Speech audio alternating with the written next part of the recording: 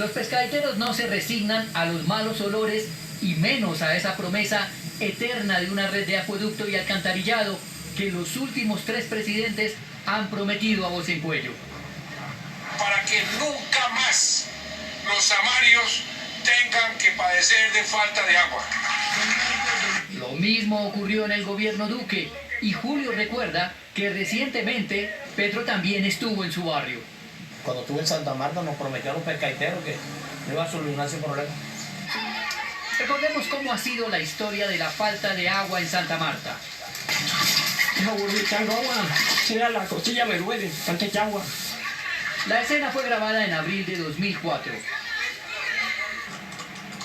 10 años después, otro reportaje nos muestra que la cosa no mejoraba y además era aprovechada por los políticos de la época.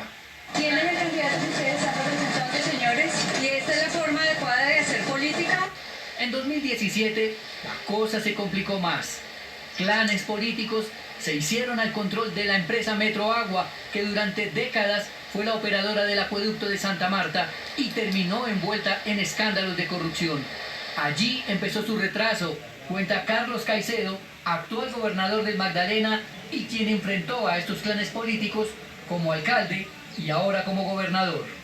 Aquí tuvimos una empresa por casi 3 décadas, una empresa privada que hacía muy poca renovación de las redes, pues estaba más pendiente era de ver cómo recibía los subsidios que el Estado central otorga a los servicios públicos, de los estratos 1, 2 y 3 especialmente, y hacían una captura de todo esto que son rentas públicas, de rentas privadas, sin hacer renovación de las redes.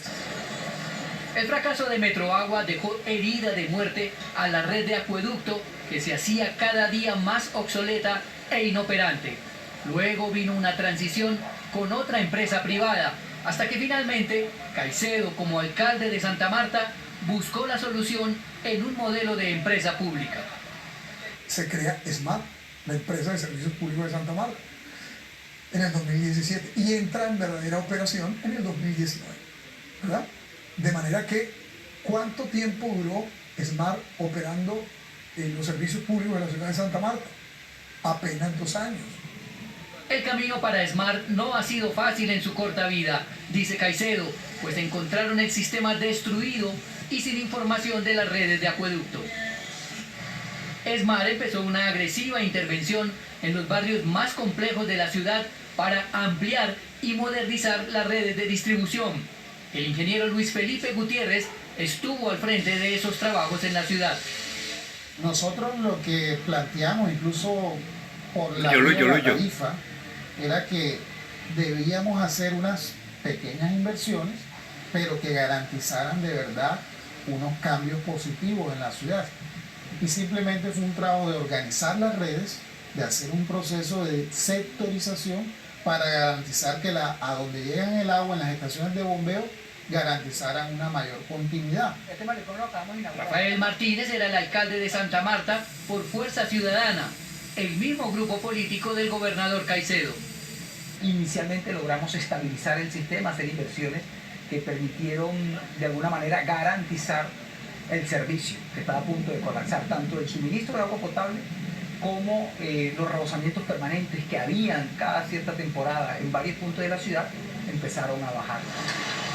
En ese entonces empezaron a plantear las opciones para garantizar los caudales de agua para Santa Marta, captación de ríos que bajan de la Sierra Nevada y hasta un proyecto gigantesco que buscaba traer agua del río Magdalena fue desechado.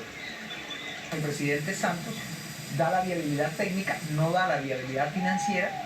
A la entrada del presidente Duque dice que esa obra no se va a financiar, que es una obra faraónica y desecha completamente los estudios. Volvimos entonces a quedar sin horizonte. El resultado, una ciudad con déficit de agua, un acueducto obsoleto, un alto nivel de pérdidas por conexiones ilegales y lo peor, que aún no llegaba la pandemia. En la historia reciente del problema del agua en Santa Marta hay 2 hechos que han sido determinantes y que lo hacen más complejo: la pandemia y la decisión de cobrar el servicio por debajo de los costos de operación. un aislamiento preventivo obligatorio para todos los colombianos. En medio de la emergencia sanitaria, el gobierno nacional ordenó no cortar el servicio de agua a todos los ciudadanos, sin importar si pagaban o no. Un duro golpe a la cartera de ESMAR, cuenta Patricia Caicedo, gerente por aquellos días. Nosotros teníamos 11.000 usuarios que los habíamos cortado entre esos grandes consumidores, o sea, hoteles, empresas, que no pagaban. Entonces nos tocó reconectar. Los costos de reconexión fueron con cargo a la empresa. Pero también cometieron errores en el camino. La rebaja de la tarifa por debajo del costo de operación, un error garrafal que hizo más críticas las finanzas de ESMAR, dice el ingeniero Gutiérrez, por esos días gerente de operaciones.